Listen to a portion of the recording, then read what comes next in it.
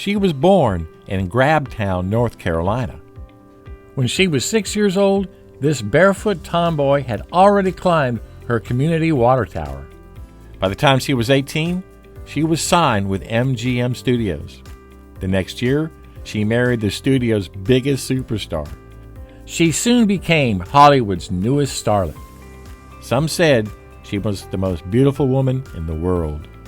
This is the story of the Grabtown girl, Ava Gardner, next on Mark in History.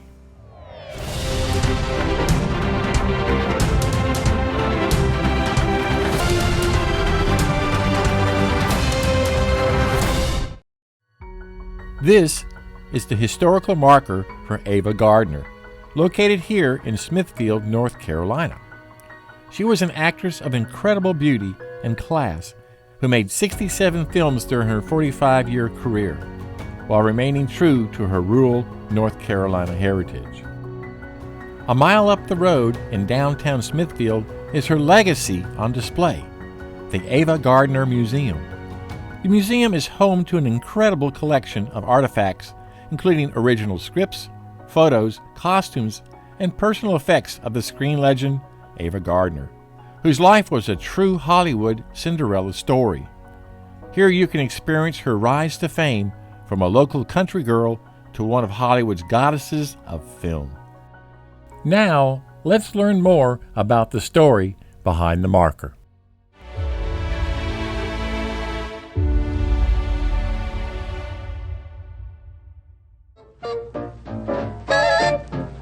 Her story begins in a small North Carolina crossroads community called Grabtown.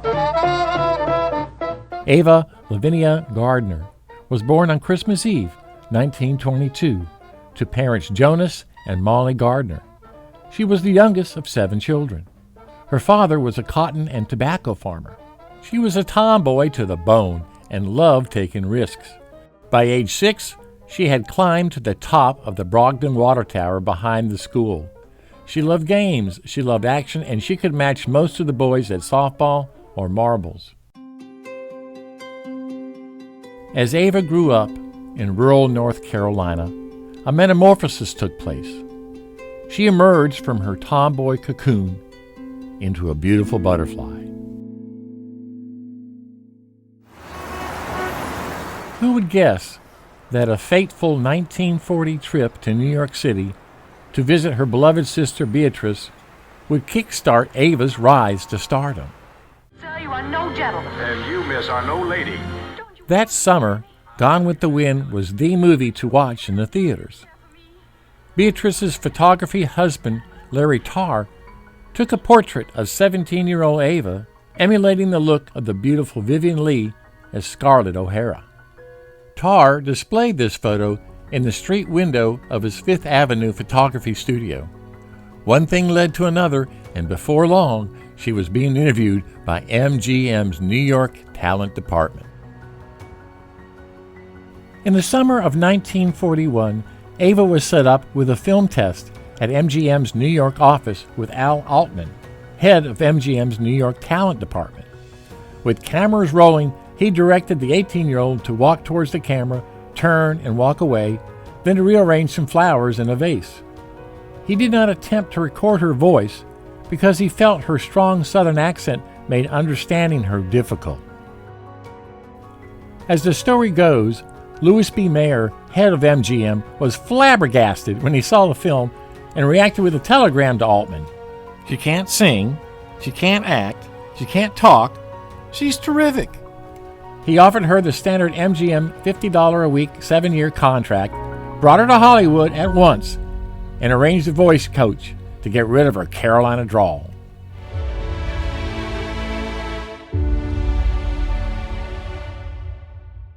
Ava's mother, Molly, did not want her innocent daughter going alone to Hollywood at the age of 18. So she was happy when Ava's older sister, Beatrice, nicknamed Bappy, offered to leave New York and chaperone her baby sister to the West Coast in August 1941. On their second day in Hollywood, Ava and Bappy toured MGM Studios. There, Ava met her future husband on the soundstage of Babes on Broadway. He was the biggest star in Hollywood at the time, Mickey Rooney. Ironically, Mickey was dressed as a woman for a Carmen Miranda song and dance segment. Ava took Bappy's advice and played hard to get. But Mickey was charismatic and very persuasive. They married 5 months later at a small white church in Ballard, California, on January 10, 1942. Ava was only 19 and Mickey was 21 years old. The ceremony was held in the remote town of Ballard, California, because MGM studio head Louis B. Mayer was worried that fans would desert Rooney's Andy Hardy movie series if it came known that their star was married. The marriage only lasted a year. Ava divorced Mickey in 1943, blaming his gambling and womanizing. Mickey Rooney went on to marry 7 more wives. Ava's first screen appearances in films were no more than walk-ons and window dressing for lead actors. From 1942 to 1945, she played bit parts in MGM movies such as Kid Glove Killer, Hitler's Madman, Maisie Goes to Reno, and She Went to the Races.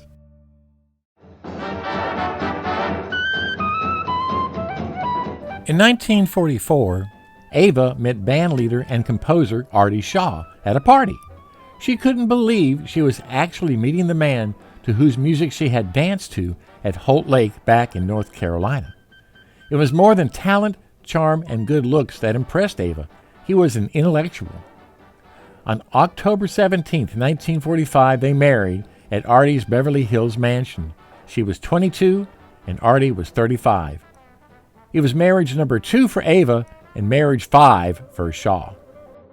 During their marriage, Artie became extremely emotionally abusive. He frequently belittled Ava for her perceived intellectual and educational shortcomings. Their marriage lasted only 1 year and 1 week. Shaw married 3 more times after Ava, bringing the total to 8 wives. It was during their courtship that Artie Shaw composed a lasting tribute to Ava and her Carolina roots, with a swing tune entitled The Grabtown Grapple.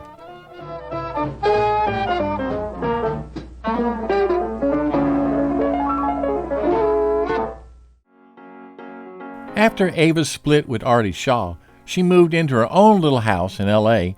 and started looking for a maid and someone she could trust. Enter a 24-year-old black woman from St. Louis named Maureen Jordan. In an era where the N-word was used harshly and movie stars were often treated like property, the two women protected and comforted each other as sisters and were blessed to have each other to lean on. So began a relationship that lasted for the next 44 years. For once in my life. Ava's third and last marriage was to singer and actor Frank Sinatra from 1951 to 1957. She later said in her autobiography that he was the love of her life. Because Sinatra left his wife Nancy and 3 children, Ava's marriage to Frank made headlines. Their fights were legendary, and their makeup sessions were loud. Sinatra's intense jealousy and mistrust of his wife, coupled with their substantial drinking habits, eventually led to the actress's third failed marriage. However, Ava and Frank remained good friends for the rest of her life.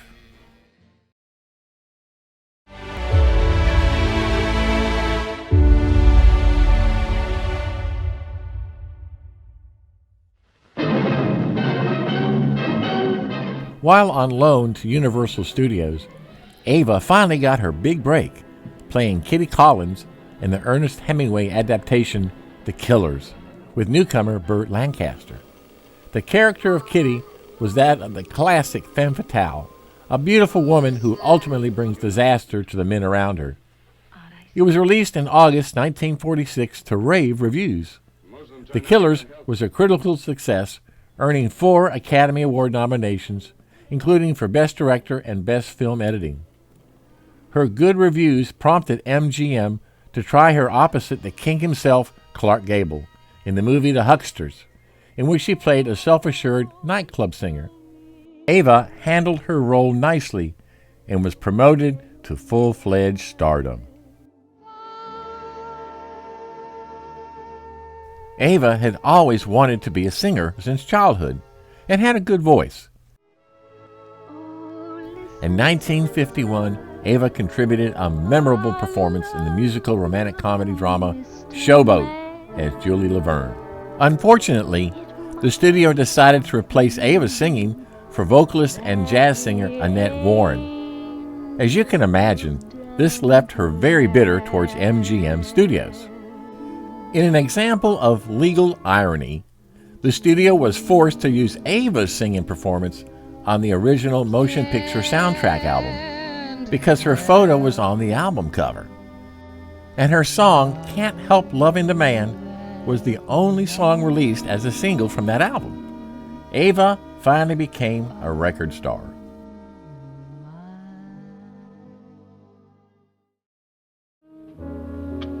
A string of box office hits followed, including The Snows of Kilimanjaro with lifetime friend Gregory Peck.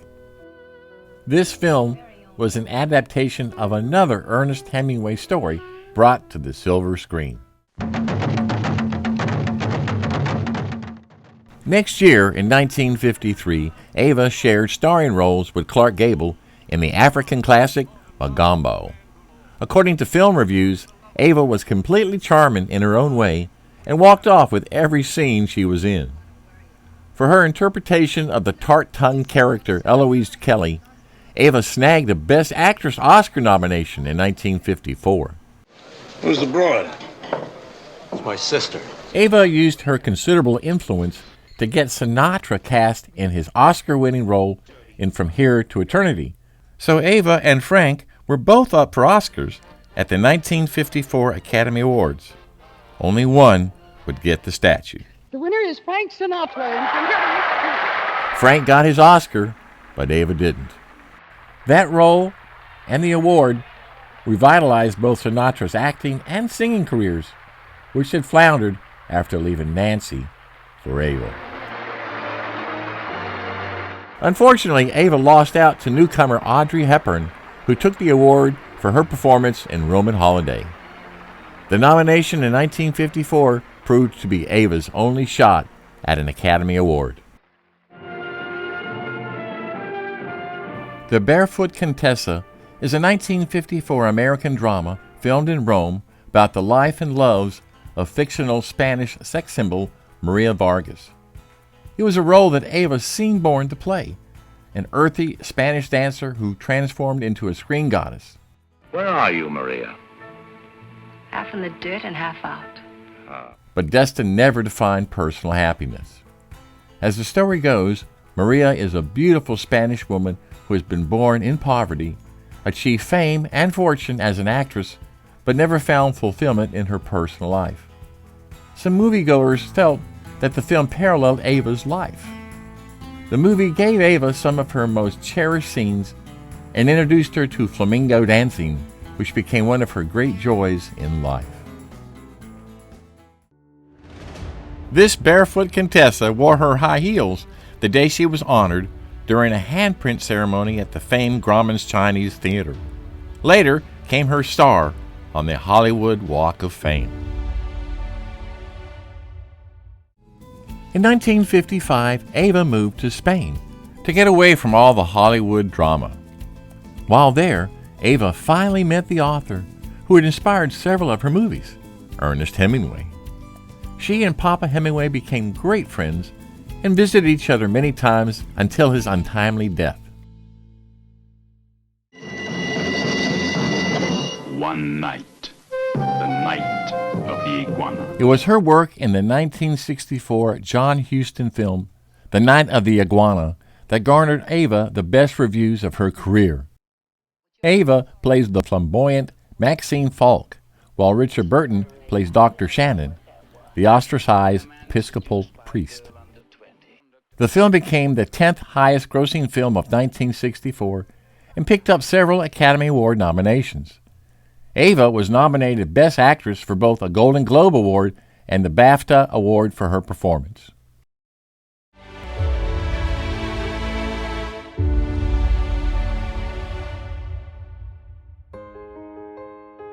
After 12 years in Spain, Ava decided it was time to go. She moved to London in 1968 and lived in a luxury flat at 34 Ensamore Gardens until her death. She lived quietly, socializing with close friends, and enjoying an occasional visit to the ballet, theater, or local pub. Most evenings, Carmen Vargas, her longtime housekeeper, gave her dinner on a tray in front of the fire. Ava particularly liked walking her beloved Welsh corgi, Morgan. As the years went on and her beauty started to fade, she withdrew from the public and lived the rest of her life far from the camera lenses.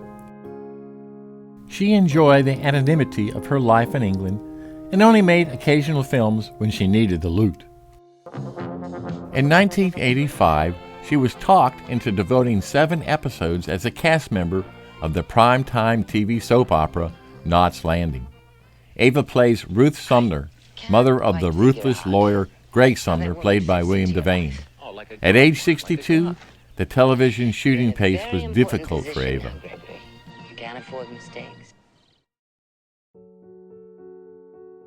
After a lifetime of smoking, a bout of pneumonia brought on a stroke in 1986 that left Ava partially paralyzed.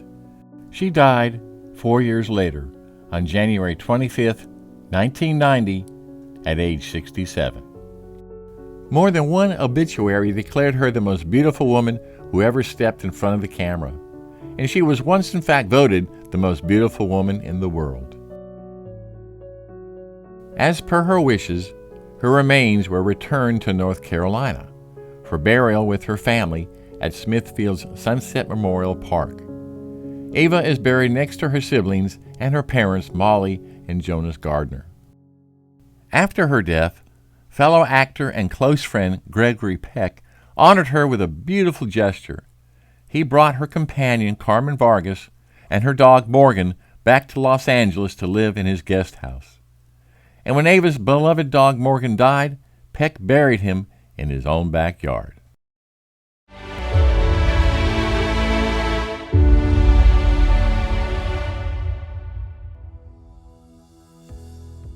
"30 years after her passing, she still has a tremendous impact on popular culture.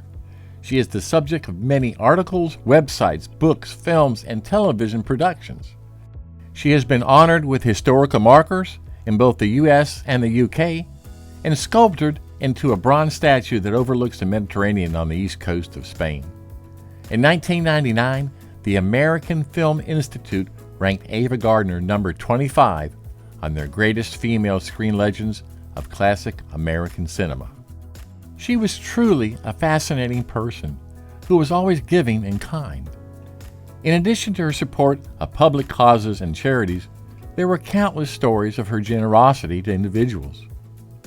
Throughout her lifetime, Ava supported humanitarian causes and contributed her time and money to charities such as the March of Dimes, the American Cancer Society, and the American Red Cross. 4 years before her death, Ava established a living trust to provide for her 2 surviving sisters.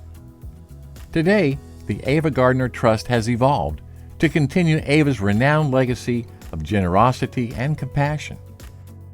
Beneficiaries include St. Jude's Children's Research Hospital, Queen Victoria Hospital in Southeast England, and the Ava Gardner Museum in Smithfield, North Carolina. It is partly through the work of the museum that the Trust is able to secure licenses that provide income for the beneficiaries.